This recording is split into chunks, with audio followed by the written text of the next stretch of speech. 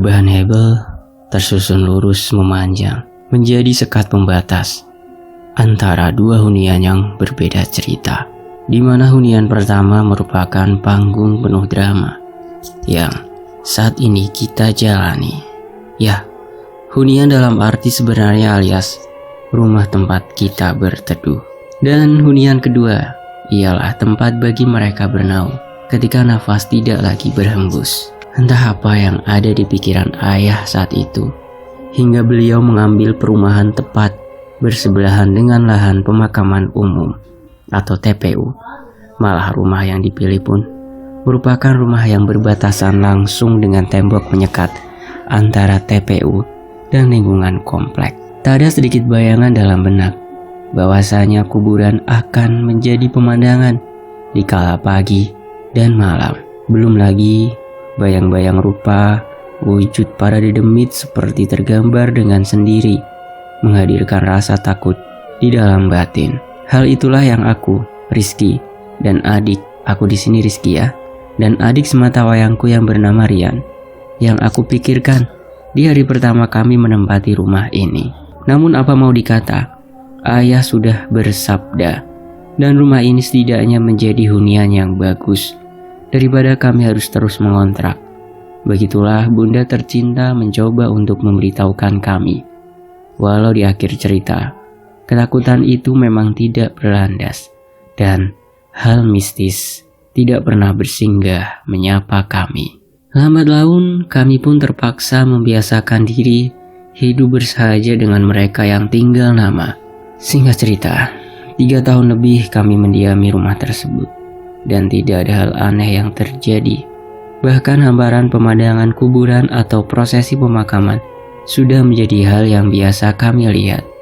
Sama seperti sore itu, rombongan manusia tampak menggotong keranda. Sudah pasti ada yang berpulang hari ini. Langkah mereka terus berjalan hingga membuatku terkaget. Tatkala baru kali ini lahan yang digunakan sangat dekat dengan posisi rumah berada, jarak yang mungkin tak lebih dari 3 meter. Aku sempat heran, karena dalam hematku, seharusnya sudah ada kuburan lain di sana. Terlebih TPU itu juga bukan TPU yang baru dibuka.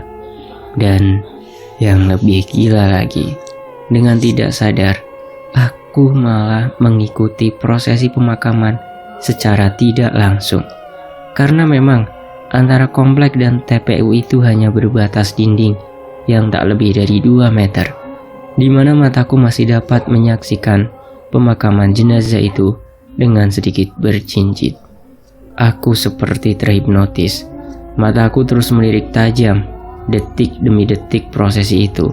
Walau diri ini berada di komplek dan mereka ada di area TPU, aku malah menjadi orang terakhir yang pulang dari pemakaman itu. Sempat diriku ini iseng naik ke atas tembok, hanya untuk melihat makam baru itu.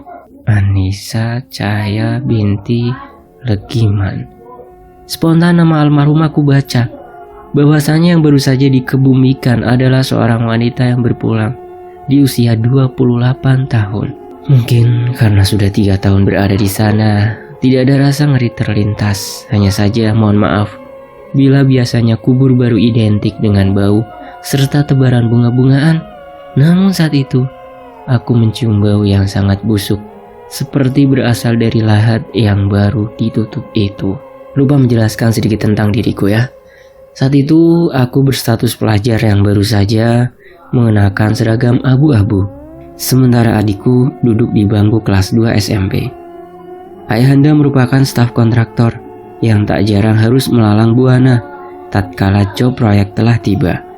Sementara ibunda merupakan wanita karir yang mendedikasikan waktu sepenuhnya untuk merawat serta mendidik kedua anaknya. Saya tidak suka bahasa ibu rumah tangga, karena bagi saya menjadi ibu yang seutuhnya merupakan profesi yang paling mulia dibanding mereka para wanita kurir kantoran. Balik lagi ke cerita. Keesokan hari, kala mentari belum sempurna terbit, komplek Citra Hivan, bukan nama sebenarnya ya, dikejutkan oleh cerita Kang Udin, security komplek tempat kami tinggal. Pagi itu, Kang Udin ditemukan warga tertidur di area makam. Tak ayal, kala dia terbangun, badannya terasa lemas. Suhu badannya tinggi. Malah beliau langsung dilarikan ke puskesmas karena dia kembali pingsan. Kabar burung berembus cepat dari mulut ke mulut, hingga semua warga komplek dihebohkan dengan cerita penampakan kuntilanak. Iya, ada cewek minta tolong, taunya Kunti. Seperti itulah pembicaraan setiap rumah hangat membahas kejadian yang menimpa Kang Udin. Sejak peristiwa itu, Kang Udin enggan melanjutkan kerja sebagai satpam di komplek. Malahan cukup susah bagi warga kami untuk mencari pengganti Kang Udin. Saking cepatnya kabar mistis itu menyebar, alhasil untuk shift malam dijaga oleh warga secara bergantian. Malam itu, ayah serta seorang warga lain yang bernama Pak Karim mendapatkan jatah berjaga. Karena saat itu bukan malam minggu, tentu saja minim tenaga bantuan yang menemani. Belum lagi rintik hujan sayu berjatuhan yang semakin membuat keadaan komplek tak ubahnya mirip dengan keadaan area sebelah. Dari pengakuan ayah, sekitar jam 1 ayah sempat meninggalkan Pak Karim sendiri. Beliau pulang ke rumah untuk menunaikan hajat yang sudah tidak dapat ditahan. Tidak lama, hanya 15-20 menit, ayah sudah kembali ke pos penjagaan. Ayah mendapati keadaan pos kosong dengan gerbang komplek yang terbuka. Ayah sempat merasa takut. Segera diambilnya handphone dan menelpon Pak Karim. Ring. Bunyi handphone itu dekat terdengar, dan ternyata handphone Pak Karim tertinggal di pos. Dalam pikiran ayah, mungkin Pak Karim juga kebelet dan pulang ke rumah. Tapi siapa yang membuka gerbang? Apa ada maling? Pikir ayah sejenak. Seorang diri ayah sempat berjalan dan menoleh ke sekitar, memastikan tidak ada maling yang bertamu kala itu. Ayah juga masih berpikir Pak Karim akan kembali karena handphonenya tertinggal di dalam pos. Dan ketika ayah hendak mengunci gerbang itu, satu suara terdengar lembut menyapanya.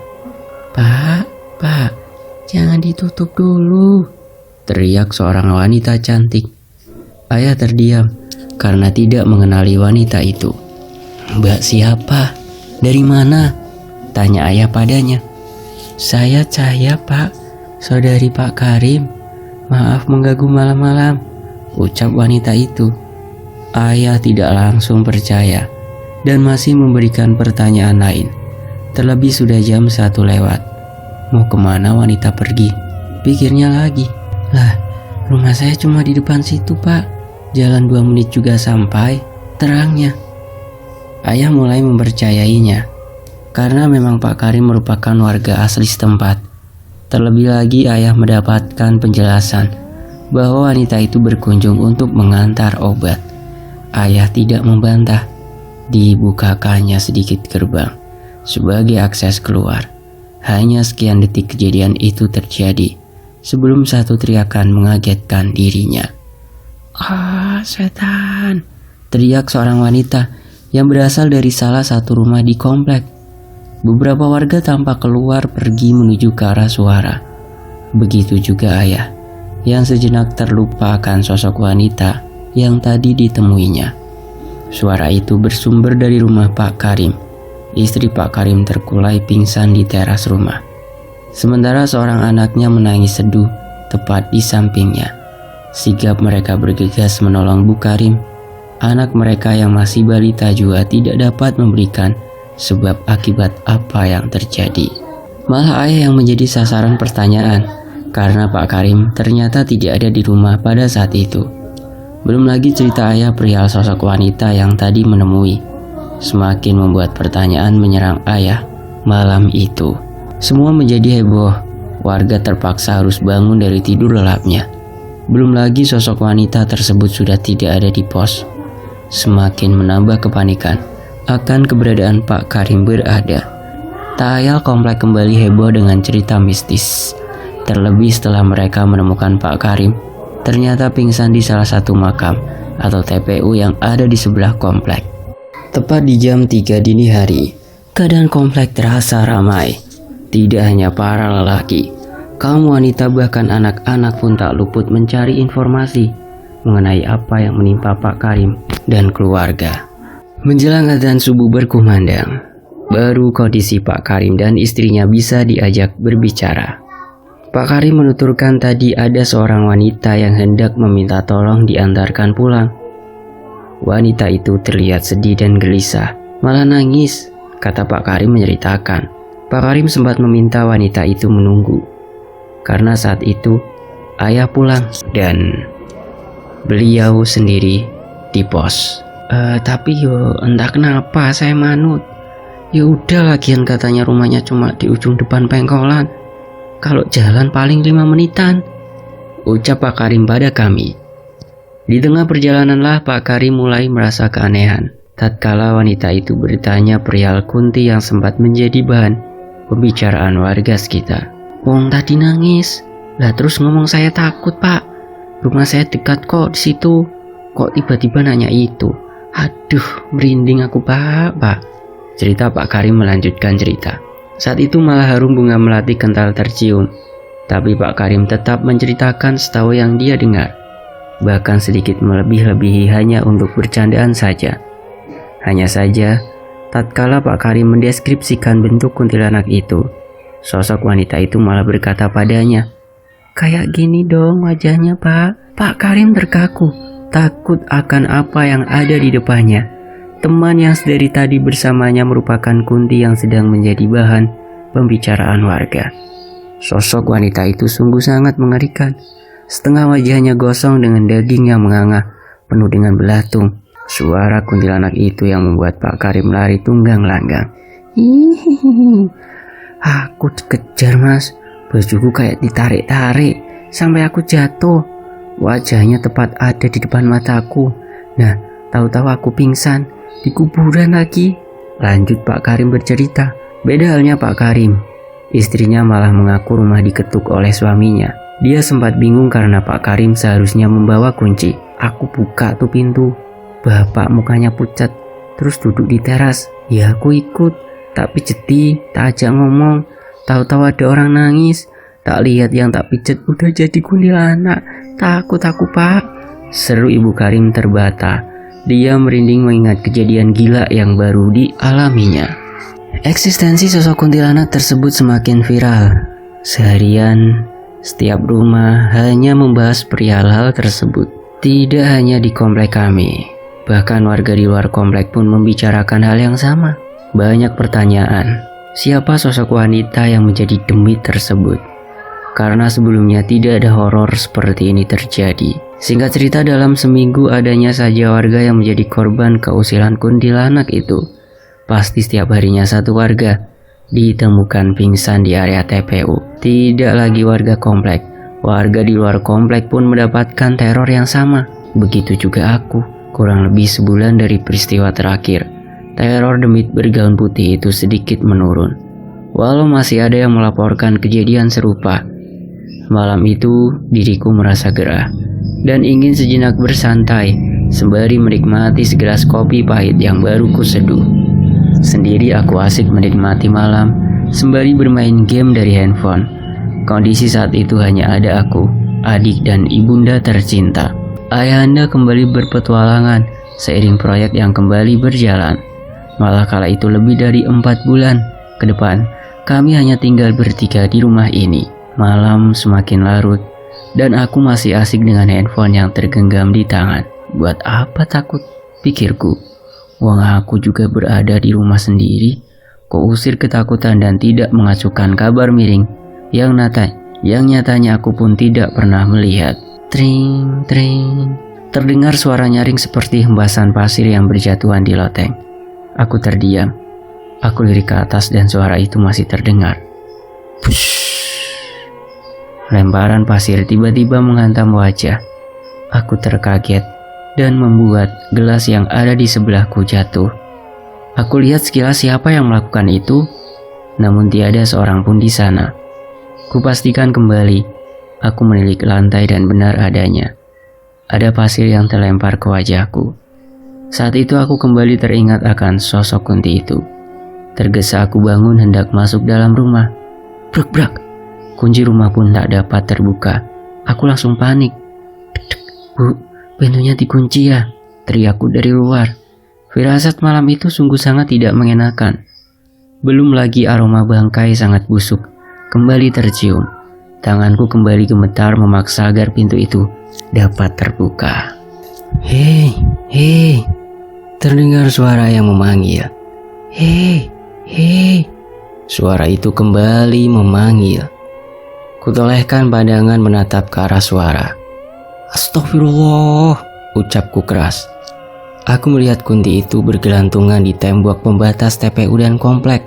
Wajah itu sama dengan apa yang aku dengar selama ini. Dia tersenyum kepadaku, seperti bahagia melihatku ketakutan. Aku tidak memiliki keberanian untuk saling bertatap dengan Kunti itu. Tangan ini terus mengguncang pedal pintu. Dek dek dek. "Bu, dek, Bu, tolong buka pintunya," seruku terus-menerus yang sudah diselimuti rasa takut yang teramat sangat. Tawa itu terdengar sangat dekat. Hihihi.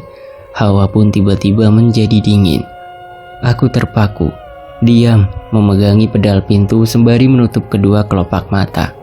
Tatkala ku rasakan satu tangan memegang pundakku sembari menggoyangkan jarinya, seperti memberikan isyarat untuk menoleh ke arahnya. Kubuka sedikit mataku, melirik ke arah tangan itu. Tangan yang penuh dengan borok dan luka. Kukunya panjang mengurai berwarna kehitaman. Melihat itu sontak membuatku semakin histeris. Aku berteriak sejadinya sembari menggedor pintu rumah yang tak kunjung terbuka. Dan semakin keras aku berteriak, dia pun semakin tertawa kencang. Kekrisisan akan iman membuatku hanya bisa terduduk bersender di pintu itu. Mulut seperti sudah berteriak sekencang-kencangnya, tapi apa daya, hanya kata-kata seperti gerangan yang keluar. Seperti semua kata yang ingin kuucap tertahan di rongga tenggorokan. Lama terasa kejadian itu berlalu.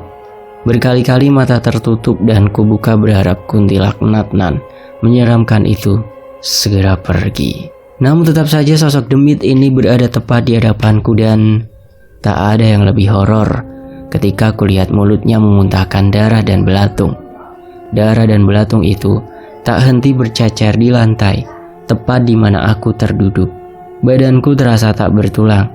Keringat dingin tak henti mengalir di dahi. Menyaksikan peristiwa mengerikan itu. Tap tap, terasa tangan menepuk kembali pundakku. Kak, kamu kenapa, Kak?" teriak ibu dari arah belakang. "Alhamdulillah, pintu ini akhirnya terbuka. Kunti, Bu," seruku. "Hus, ngawur kamu, ayo masuk, jangan mengada-ada," ucapnya kembali. Ada, Bu, aku nggak bohong. Tadi dia pas di depanku," kataku kembali. Aku bangun dari dudukku. Wajahku masih pucat dengan jantung yang berdebar kencang. Kulirik segala penjuru, memastikan kejadian yang baru terjadi. Benar, sosok itu tidak ada. Ketenangan itu hanya sementara. Ternyata itu belum berakhir. Dia masih menyiapkan satu kado kejutan bagiku. "Iya, kamu gak bohong, aku percaya." Hihihi. Terdengar suara lirik tepat di belakang. Bukankah tadi ibu di belakang? Kenapa suara itu sangat mengerikan? Aku putar badan perlahan dan kembali aku histeris hingga pingsan. Ketika Kunti itu yang ternyata berada di belakang dan pintu itu nyatanya masih tertutup. Kepalaku terasa nyeri. Perlahan ku coba melihat sekitar dengan pandang yang masih berkunang. Di mana aku ini? Ini bukan di rumah, ucapku dalam hati. Jauh aku memandang ke arah depan. Hanya hamparan kosong yang kudapati. Belum juga seutuhnya roh di dalam raga menyatu. Satu pandanganku tertuju menilik sekelebat bayang putih yang sedari tadi seperti bergerak dengan cepat. Kilasan itu muncul sesekali dan seperti sedang mengarah padaku lagi dan lagi. Aroma busuk kembali tercium menyengat di hidung. Aku kembali was-was dengan kaki yang terasa linu. Tubuhku gemetar, seakan paham Kunti itu masih akan mengganggu. Ketakutanku kian menjadi nyata tatkala suara tangis terdengar berdengung di hening malam. Sayu tangis itu berasal dari seorang wanita yang duduk tak jauh dari tempatku berdiri. Hanya 4 meter jarak di antara kami yang membuat jantungku kembali berdebar cepat. Pelan langkahku berjalan mundur, sembari tetap mengarah ke sosok wanita itu. Karena ku yakin wanita itu pasti sosok Kunti yang sedari tadi mempermainkanku. Perlahan langkahku mulai menjauh dari dirinya.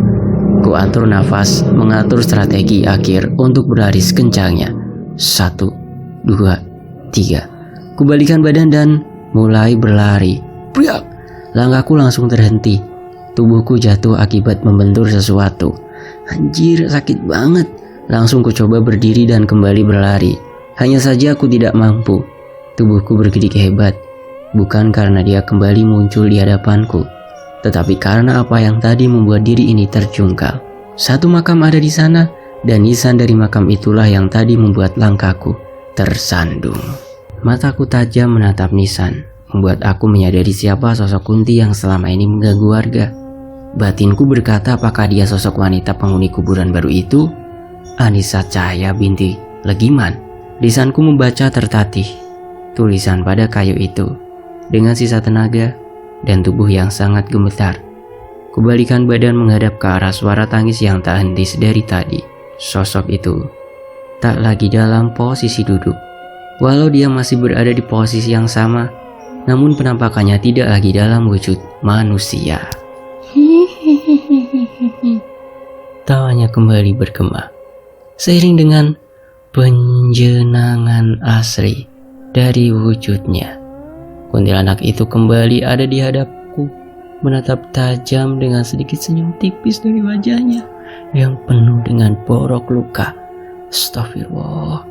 Darah seperti turun dengan cepat. Aku kembali terduduk lemas seperti akan pingsan kembali. Pandanganku mulai kabur. Sekilas kulihat Kunti itu sudah berada di depanku. Dia kembali tertawa dengan wajahnya yang sudah menempel di mukaku. Mudah ditebak, aku ditemukan di area pemakaman. Hanya saja lebih gila dari kejadian Kang Udin dan Pak Karim. Tidak lama bagi warga menemukanku ketika ibu mendapati diri ini tidak ada di rumah. Dan jam sudah menunjukkan 12 malam. Sigap ibu meminta bantuan warga untuk mencari dan belajar dari kejadian sebelumnya di TPU menjadi tempat pencarian pertama. Di sanalah tubuh ini terbaring di salah satu makam yang ada. Namun hal yang lebih konyol, ketika aku terbangun, aku tersadar menjelang maghrib tiba. Dengan kata lain, diri ini hampir seharian tidak sadarkan diri.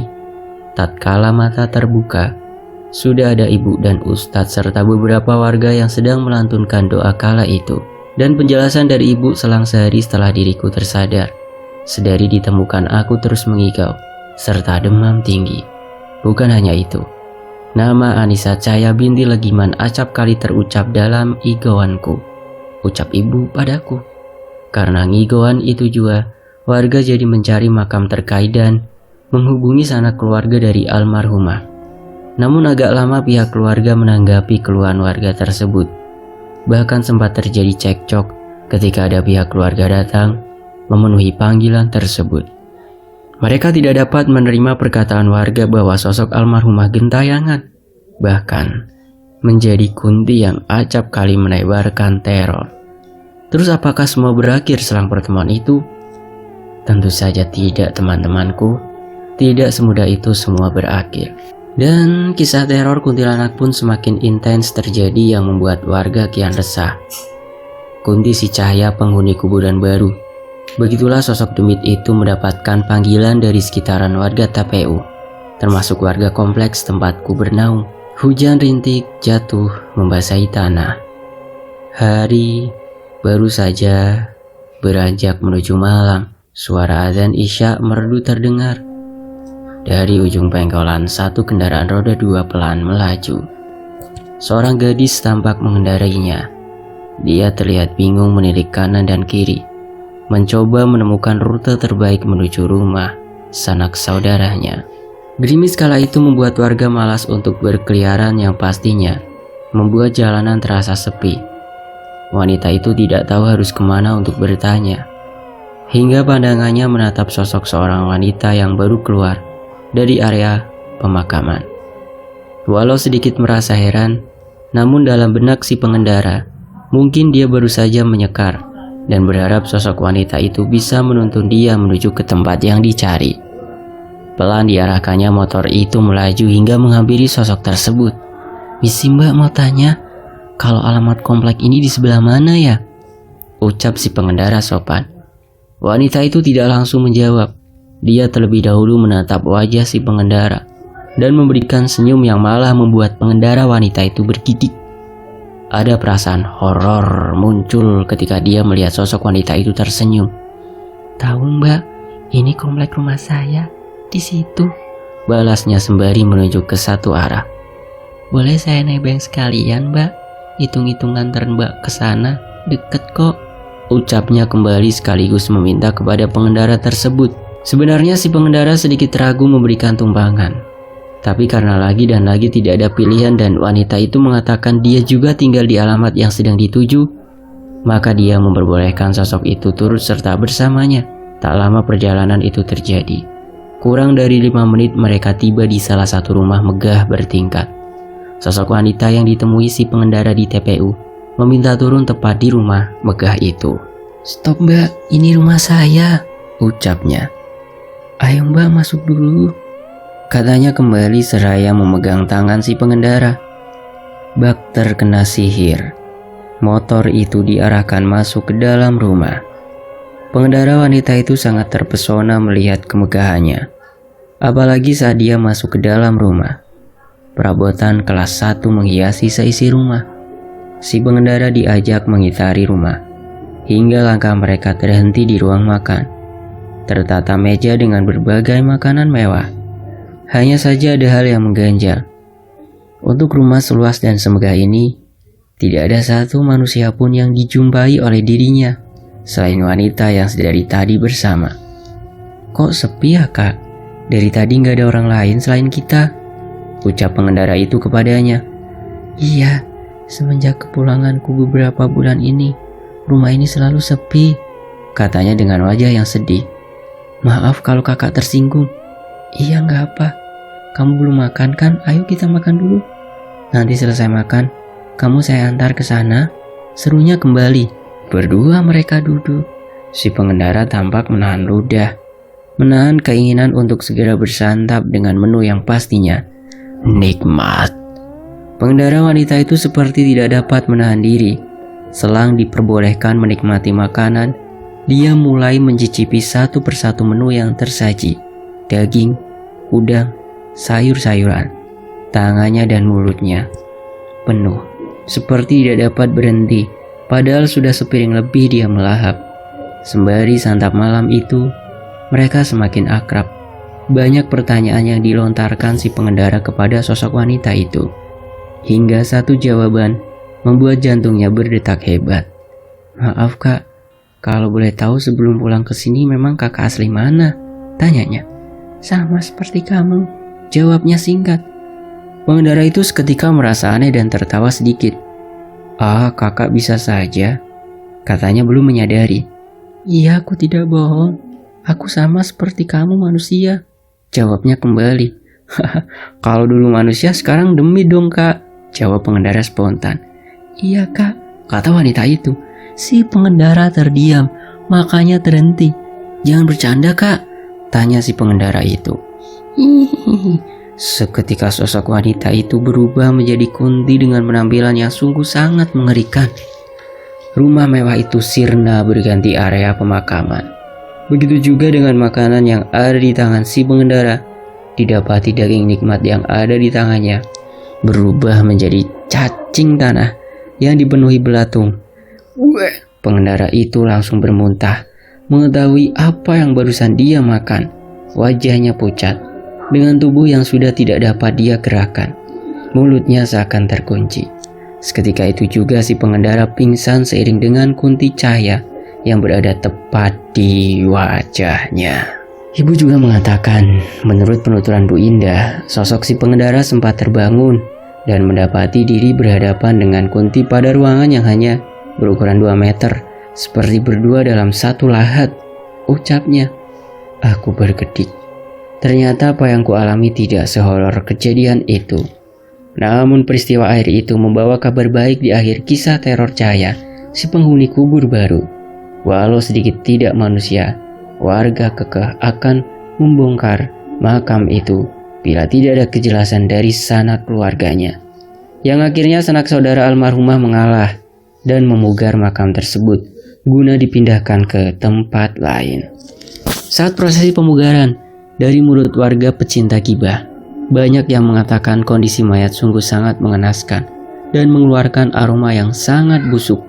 Jangankan warga yang melihat, malah dari personil keluarga dan pekerja yang membantu saat itu, banyak yang tak dapat menahan diri hingga muntah di sekitaran makam Cahya.